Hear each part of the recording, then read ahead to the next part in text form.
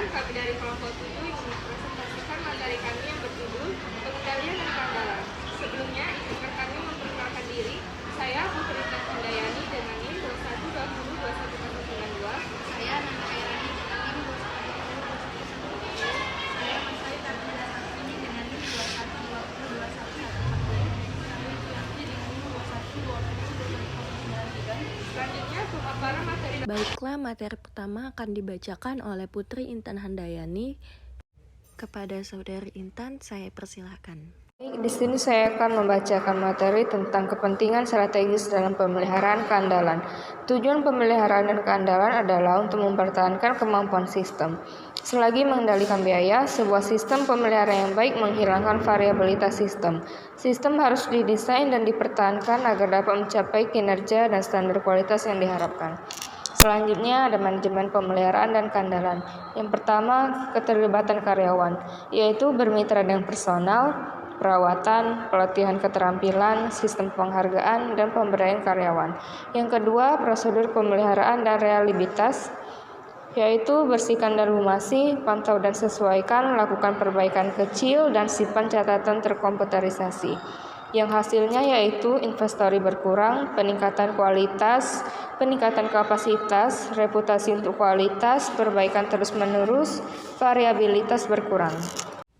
Baiklah, materi selanjutnya akan dibacakan oleh saya sendiri, Mas Ayu Karinina Safitri dengan NIM 2120211140.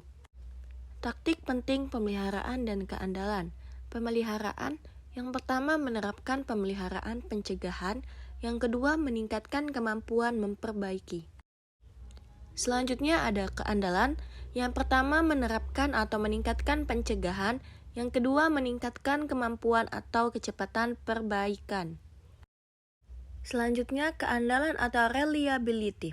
Keandalan atau reliability adalah peluang sebuah komponen mesin atau produk akan berfungsi secara benar pada waktu tertentu di bawah kondisi tertentu.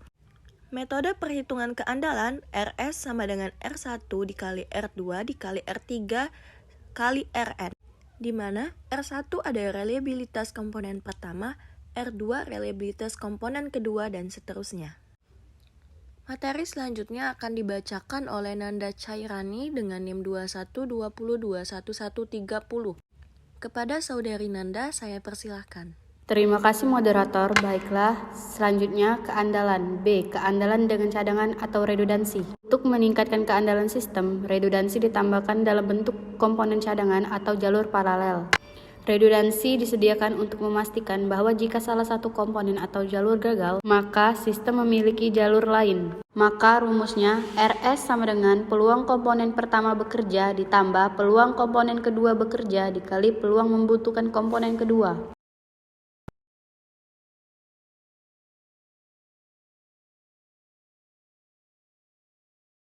Selanjutnya, pemeliharaan. Pemeliharaan adalah semua aktivitas yang berkaitan dalam mempertahankan peralatan sistem agar dapat bekerja. Taktik pemeliharaan meliputi 1. Menerapkan pemeliharaan pencegahan.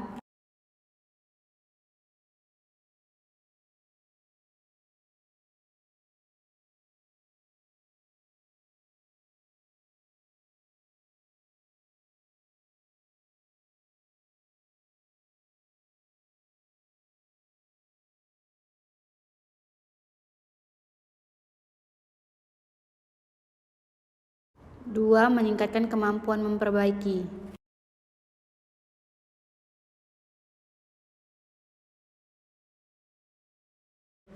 Baiklah, saya kembalikan kepada moderator. Terima kasih.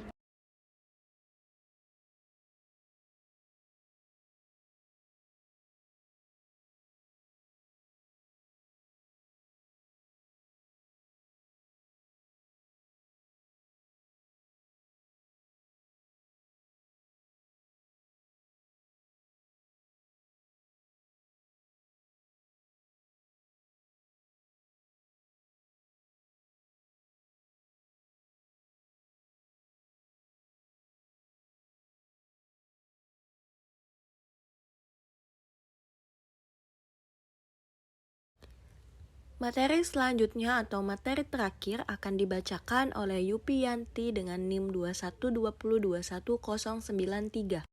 Kepada Saudari Yupi, saya persilahkan. Jenis-jenis pemeliharaan. 1. Pemeliharaan pencegahan adalah sebuah rencana yang meliputi pemeriksaan rutin, pemeliharaan, dan menjaga fasilitas. 2. Pemeliharaan kerusakan adalah pemeliharaan secara langsung yang terjadi ketika peralatan gagal dan harus diperbaiki. Adapun teknik untuk meningkatkan kebijakan pemeliharaan. 1. Simulasi. Karena kompleksitas dari beberapa keputusan pemeliharaan, simulasi komputer merupakan alat yang baik untuk mengevaluasi dampak berbagai kebijakan. Contoh, sebuah model fisik dapat mengetarkan sebuah pesawat udara untuk mensimulasikan ribuan jam terbang dengan tujuan mengevaluasi kebutuhan pemeliharaan. 2. Sistem pakar. Para manajer operasi menggunakan sistem pakar untuk membantu karyawan mengisolasi dan memperbaiki berbagai kesalahan pada peralatan dan pemesinan. Contoh, sistem Delta yang dimiliki oleh General Electric menanyakan serangkaian pertanyaan yang terinci yang membantu pemakai dalam mengidentifikasi sebuah masalah. Baiklah, itulah presentasi dari kelompok kami. Selanjutnya ada sesi diskusi tanya-jawab. Kepada perwakilan masing-masing kelompok, saya persilahkan. Perkenalkan, nama saya Siti Maria dengan NIM 212021-145, perwakilan dari kelompok 1, izin bertanya. Mengapa perusahaan menggunakan strategi pemeliharaan dan andalan? Baiklah, di sini saya akan menjawab pertanyaan dari Siti Maria dari kelompok 1. Pertanyaannya, mengapa perusahaan menggunakan strategi pemeliharaan dan kendala? Karena pemeliharaan dan kendala adalah untuk mempertahankan kemampuan sistem serta mengendalikan biaya. Strategi pemeliharaan dan reliabilitas yang baik membutuhkan keterampilan karyawan dan prosedur yang baik. Terima kasih, mungkin itu saja jawaban dari kelompok kami.